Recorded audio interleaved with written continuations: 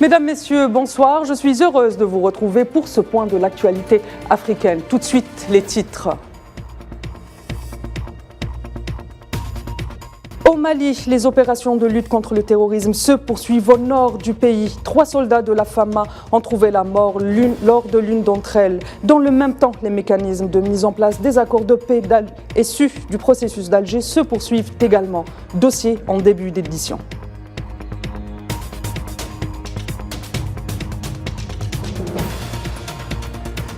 Le Front Polisario s'apprête à tenir son 16e congrès. Les participants commencent déjà à affluer. Ce sera en milieu d'édition.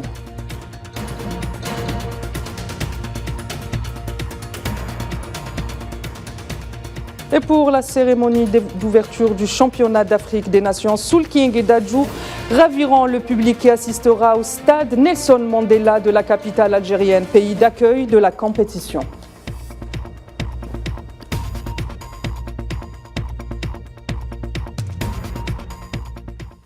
Et avant de développer les titres, dans un message publié sur son compte Twitter, le président algérien Abdelmajid Tebboune a félicité le peuple algérien à l'occasion de la célébration du Nouvel An berbère. Je vous le disais en titre, au Mali, 3 soldats des forces armées maliennes ont trouvé la mort et 5 autres blessés lors d'une opération dans le cadre de la lutte contre le terrorisme. Sur l'axe Tenko-Massina, le même axe sur lequel l'armée avait préalablement annoncé plusieurs incidents à l'engin explosif. Dans la nuit de mardi à mercredi, des combats ont éclaté entre des groupes terroristes et la FAMA. Par ailleurs, suite à cette opération, 7 terroristes ont été neutralisés. Le bilan fait également état de 5 soldats blessés, de 3 véhicules immobilisés.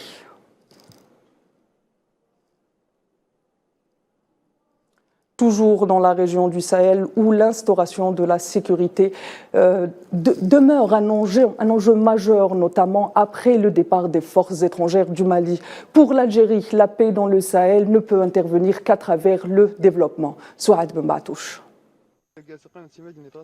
L'abcès sécuritaire au Sahel, au cœur des préoccupations africaines. Les perspectives d'une désescalade des tensions est l'enjeu principal, en particulier pour Alger et sa diplomatie. L'importance du Sahel sur les plans économiques, commercial, humain, culturel et sécuritaire ne sont pas nouveaux, même si la menace terroriste s'est accentuée suite à l'agression de la Libye en 2011. Cette situation a attiré les regards des médias notamment vers la région et a friolé l'opinion publique sur la question du terrorisme, tout en justifiant tous les amalgames. D'ailleurs, les pays de la région ont subi de plein fouet les conséquences de cette déstabilisation, y compris l'Algérie. Sur cet axe, l'Algérie a bien misé par la création du comité d'état-major opérationnel conjoint, le CEMOC, une initiative ambitieuse, mais surtout afro-africaine. Dès 2014, la mise sur pied du G5, dirigée par la France, et la force Task Takuba, parrainée par les puissances étrangères, est venue entraver le travail du comité. Cela dit, l'ensemble des interventions étrangères se sont soldées par des échecs, comme pressenti par bon nombre d'observateurs. Depuis près de 2 ans, le CEMOC retrouve sa place initiale et renaît de ses cendres, jouissant de la confiance des populations de la région.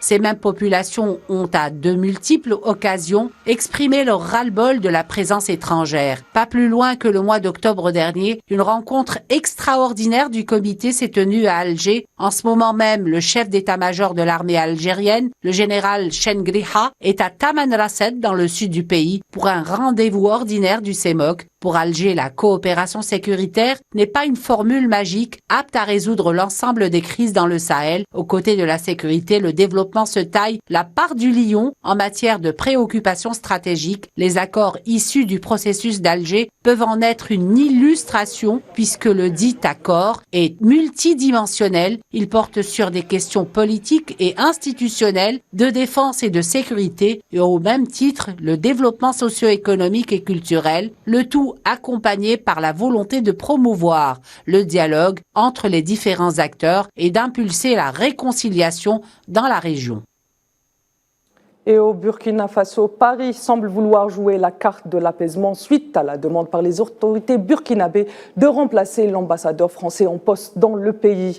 C'est du moins ce que laisse présager la visite de la secrétaire d'État auprès du ministère des Affaires étrangères française Kirzoula Zakaropoulou. À Ouagadougou, elle a rencontré le président de la transition, Ibrahim Traoré. La responsable française a déploré les attaques terroristes meurtrières contre les populations civiles et les forces de sécurité. Zakaropoulou a déclaré, je cite, « La France n'impose rien, elle est disponible pour inventer un avenir ensemble ». Fin de citation. Direction la République de Guinée à présent, où l'ancien dirigeant Moussa Dadis Camara était attendu ce matin au tribunal pour sa 9e comparution dans le cadre de l'affaire du massacre du stade de Conakry le 28 septembre 2009. L'ex-dirigeant décline toute responsabilité dans les faits. Cela dit, le témoignage de son ancien aide de camp, Aboubakar Sidiki Diakité, lui aussi accusé dans cette affaire, affirme le contraire. C'est d'ailleurs aux questions de l'avocat de l'ancien aide de camp que devait répondre Dadis Camara. Aujourd'hui, le procès a repris après près de 2 semaines de suspension.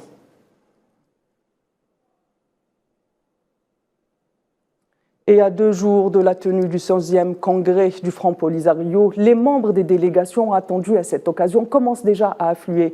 Pas moins de 2000 participants sont attendus à Dakhla. Ce congrès placé sous le slogan escalade de la lutte pour le retrait de l'occupant et imposer la souveraineté totale sont également attendus à cette occasion. Près de 300 participants venus de pays alliés ou encore les amis de la cause sahraoui. Et on y reviendra sur cet événement avec notre envoyé spécial sur place. Direction l'Éthiopie à présent, où la paix semble reprendre ses droits. Les rebelles du Tigré ont annoncé avoir commencé à rendre les armes lourdes conformément aux dispositions de l'accord de paix signé le 12 novembre dernier. Le désarmement, justement, un point essentiel du dit accord. Cet accord qui vient mettre fin ainsi à 2 ans de violence entre les forces armées du pays et le Front de libération du peuple du Tigré, le FLPT. La raison du conflit, les réformes du Premier ministre Ahmed Abiy ont vu de mettre fin à la politique ethnocentrée en vigueur dans le pays depuis 1994 et propositions refusées par le FLTP. Et avant de clôturer votre journal football, plus précisément CHAN Algérie 2022, à J-2 du coup d'envoi du tournoi, les stars qui animeront la cérémonie d'ouverture sont connues. Il s'agit de l'artiste algérien Soul King et du Congolais Dadju Djouna. Ils enflammeront tous les deux la scène du stade Nelson Mandela qui accueillera 9 autres rencontres dans l'ouverture et la clôture du championnat, à laquelle assisteront aussi plusieurs personnalités sportives à leur tête. Le président de la FIFA, Gianni Infantino, c'est ce qu'a révélé lors de la conférence de presse de la CAF aujourd'hui, animée en présence du secrétaire général Véran Msongo Oumba, qui a longuement parlé de l'Algérie. Je suis originaire de la République démocratique du Congo. Quand j'étais à l'école primaire, tous mes collègues connaissaient l'Algérie, parce que les premiers pays, les plus grands pays d'Afrique, qui commencent par A déjà, donc on connaissait déjà l'Algérie. Et puis l'histoire, après les indépendances de la plupart des pays africains après les années 60, nous savons tous les rôles que l'Algérie avait joués. Donc on a appris ça à l'école, donc on connaissait l'Algérie. Grâce au football, j'ai pu visiter, je ne peux pas dire j'ai visité la profonde Algérie, mais j'ai visité l'Algérie et j'étais surpris en bien par l'accueil qui nous a été réservé lors de ces visites, la qualité des infrastructures. Franchement, je suis très fier en tant qu'Africain de voir ce qui s'est passé ici. Voilà pour ce qui est de cette actualité. Je vous donne rendez-vous demain. L'info continue sur RAL 24 News. Bonne soirée.